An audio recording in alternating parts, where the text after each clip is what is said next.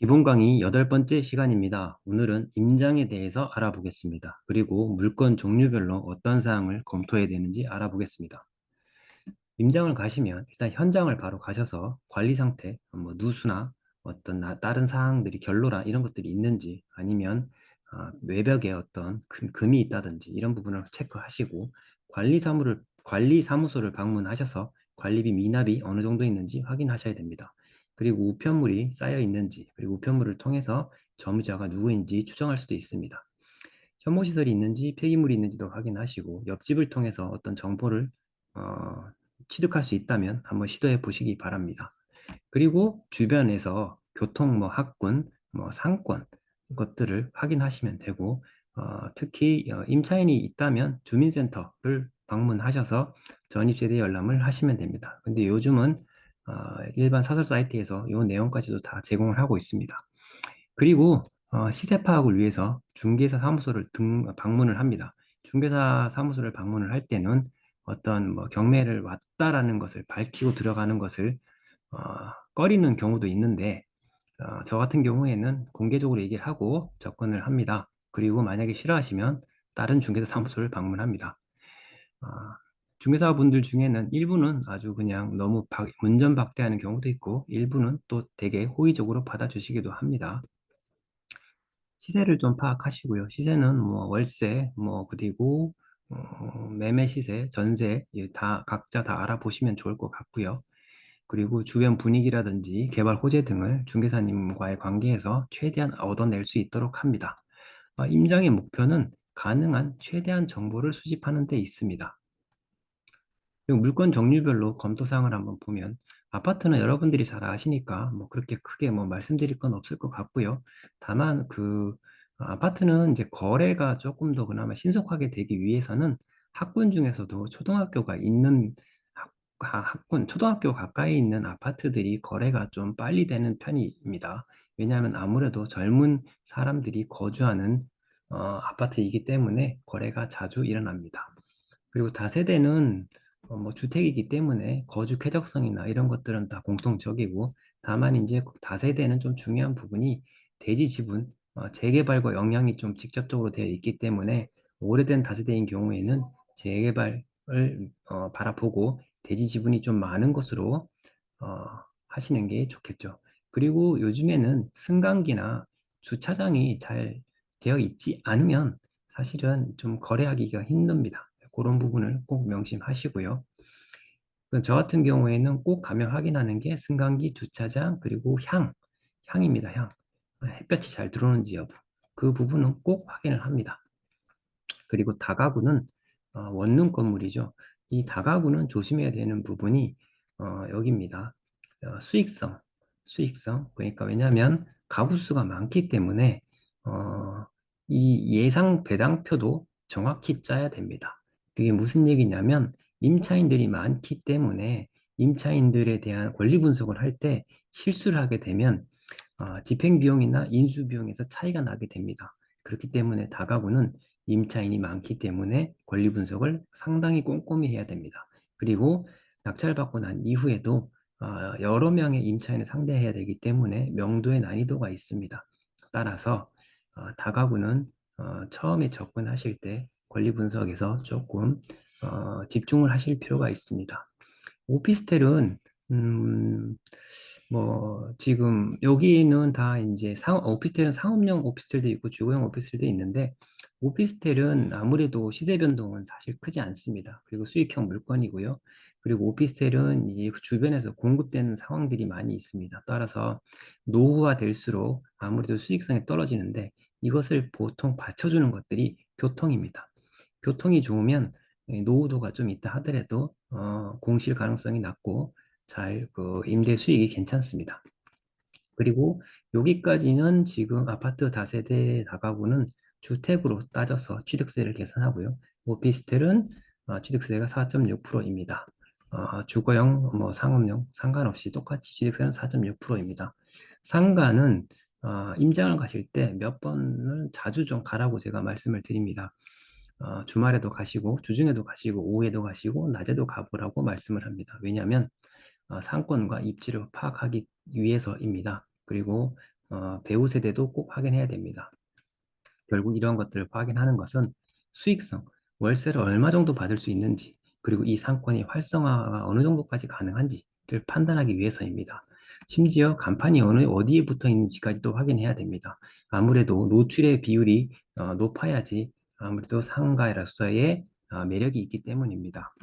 그리고 혹시라도 이게 공실이 생긴다. 그리고 임대가 나가지 않는다 그러면 내가 운영할 수도 있기 때문에 과연 어떤 업종이 적합한지까지도 한번 생각해 보시면 좋겠습니다. 그리고 상가에 있어서는 조금 관리비 부분을 유념하셔야 되는 부분들이 몇 가지 있습니다. 한번 보겠습니다. 여기 보시면 상가는 지금 여기 창라에 있는 상가고요. 요 상가입니다. 감정가는 7억 1,900입니다. 감정가가 이렇게 나타났다라는 것은 분양 금액이 7억 1,900으로 생각하시면 되겠습니다. 낙찰가는 4억 7천이고 감정가 대비 66%의 낙찰이 되었고 25명이 나왔습니다. 왜 이렇게 많이 왔을까요? 이 상가는 1층에 여기에 있는 상가가 나온 겁니다. 1층의 상가. 보기에도 되게 좋아 보이지 않습니까? 그리고 인천의 청라입니다. 그렇기 때문에 많이 온 것 같은데 이 현황을 보시면 보증금 4천에 월세가 200이라고 나와 있습니다. 여러분 근데 항상 조심해야 되는 것이 감정평가 금액과 현황 조서상의 월세는 맹신하지 말아야 됩니다. 반드시 다시 확인해야 됩니다. 이거는 얼마든지 짜고 칠 수도 있습니다. 여기 보시면 임차인은 주식회사라고 나와 있고 여기 내용에 보면 주식회사 블루라벨 기획 대표이사가 이 사건의 채무자금 소유자이다 이렇게 되어 있죠.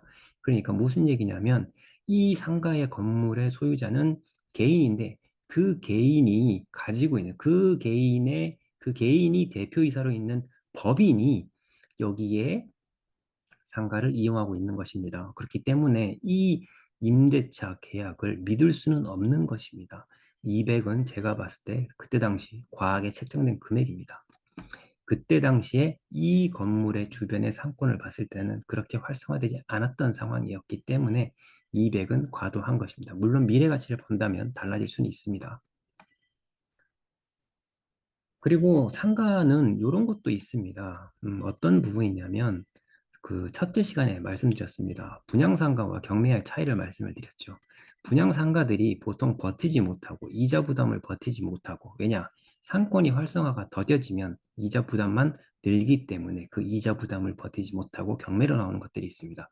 그런 것들은 지금 여기에 보다시피 감정은 7억인데 1층 상가입니다. 감정은 7억인데 낙찰은 3억이 되고 감정가 대비 45%에 되었습니다.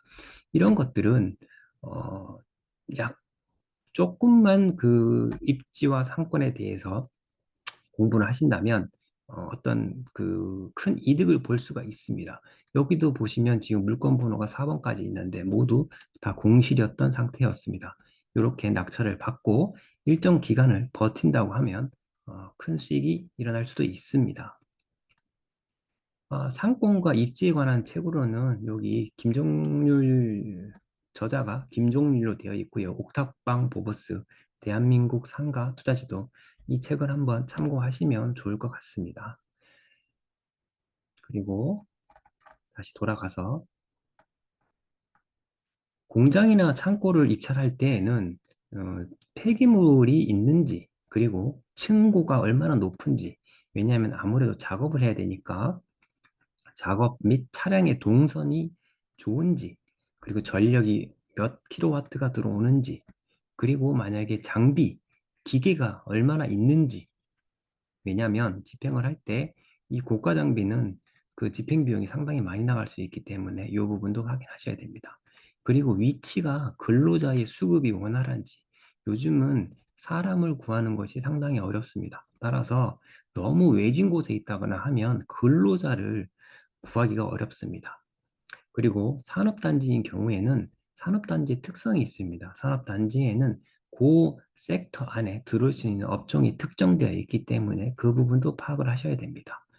그리고 공장은 보통 기계들이 같이 있는데 그 기계에 대해서, 그 공장에 대해서 대출을 일으켜 줄 때는 그 부동산에 대한 담보뿐만 아니라 공장 저당 목록이라고 해서 부동산 플러스 그 공장에 사용되고 있는 기계까지 같이 묶어서 담보로 설정하고 있습니다.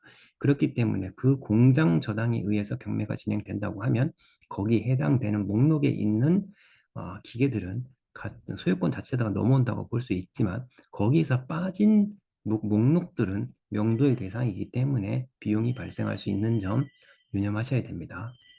그리고 토지는 중요한 게 농지증 가능 여부, 농지증 발급 여부에 대해서 꼭 확인하셔야 됩니다. 그리고 지금은 법이 일부 개정되어서 농지증 발급 기간이 조금 증가하였기 때문에 매각 허가 결정을 받을 때까지 농지증을 발급 제출하지 못하면 입찰 보증금이 몰치되기 때문에 사전에 꼭 확인을 하셔야 됩니다. 그리고 토지는 결국에는 개발을 위한 땅 개발을 위해서 취득하기 때문에 건축이 가능한지 여부, 그리고 토지는 넓은 토지들, 특히 임야 이런 경우에는 거의 분묘가 있다고 보시면 됩니다. 그리고 가장 중요한 것 중에 하나가 도로에 접해 있는지 맹지인지 아닌지를 확인해야 됩니다. 그런데 도로로 보이지만 실제 도로가 아닌 경우들이 상당히 있습니다. 그래서 이런 부분도 꼭 확인을 하셔야 되고, 이런 토지에 대한 거는 토지 이용 계획 확인원을 통해서 용도, 지역, 용도, 구역 이런 부분에 대해서 확인을 하셔야 됩니다. 그리고 지식형 산업센터, 지산이라고 하죠. 그리고 생활력 숙박시설, 생숙이라고 하고 분양형 호텔 이런 물건들도 자주 나옵니다. 근데 이 물건들만이 가지는 특징을 알고 있어야 됩니다. 그리고 물건 번호가 많은 경우들이 있습니다. 그러니까 예를 들면 오피스텔이 201호 하나만 나온 것이 아니고 그 오피스텔 201호부터 301호부터 해서 310호, 401호부터 410호까지 해서 이렇게 물건 번호가 많은 경우들도 있습니다. 그런 경우에는 거기에 꼼꼼히 따져 보시고 입찰 확률도 좀 검토를 해 보시면 어떤 운이 좀 작용할 수 있는 부분이 있습니다. 그리고 물건 종류별에서 또 중요한 부분은 앞에서 한번 설명을 드렸는데 보이는 대로 보지 마라라는 것입니다. 왜냐하면 그 주택으로 보였지만 근생이었던 것을 예를 들어드렸죠. 그렇기 때문에 항상 대장을 확인하는 습관을 들이도록 하시면 좋겠습니다. 여기 공장과 관련된 케이스 하나 보겠습니다. 이 공장을 보시면 지금 감정가는 13억인데 낙찰이 1억 8천에 됐습니다. 감정가 대비 13%의 낙찰이 되었는데 이유가 이렇게 보시면 폐기물로 엄청납니다. 이 폐기물을 치우는 비용을 별도로 계산을 해야 되기 때문에 낙찰가가 낮아질 수밖에 없습니다. 그리고 이 공장 같은 경우에는 어떤 문제가 있었냐 하면 이렇게 올라가시면 되는데 여기 차량 동선이 약간은 여기서 회전을 돈다거나 트레일러가 움직이기에는 어려움이 있습니다. 이런 부분까지도 꼼꼼히 체크를 하셔야 됩니다. 아까 이 상가 부분은 임차, 월세 부분에 대해서 반드시 확인하라고 말씀을 드렸고요. 그리고 분양상가는 한번 여러분들이 공실 분양상가는 꼼꼼히 따져서 한번 입찰을 도전해 보시기 바랍니다. 그리고 이제 관리비 부분을 한번 말씀드리겠습니다. 이거는 광명에 있는 쿠라상이라는 대규모 쇼핑몰인데 물건 번호가 80번까지 경매로 나왔었던 적이 있습니다. 이런 물건은 조사해 보시면 아시겠지만 공용 관리비가 상당합니다.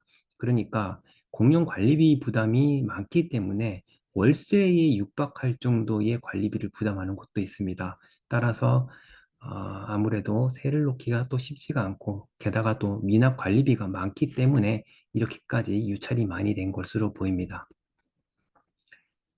미납 관리비를 확인하시면 항상 관리사무소에서 공용 부분, 그러니까 집합 건물인 경우에는 희한하게 우리가 공용 부분에 대한 관리비를 떠안게 되어 있습니다.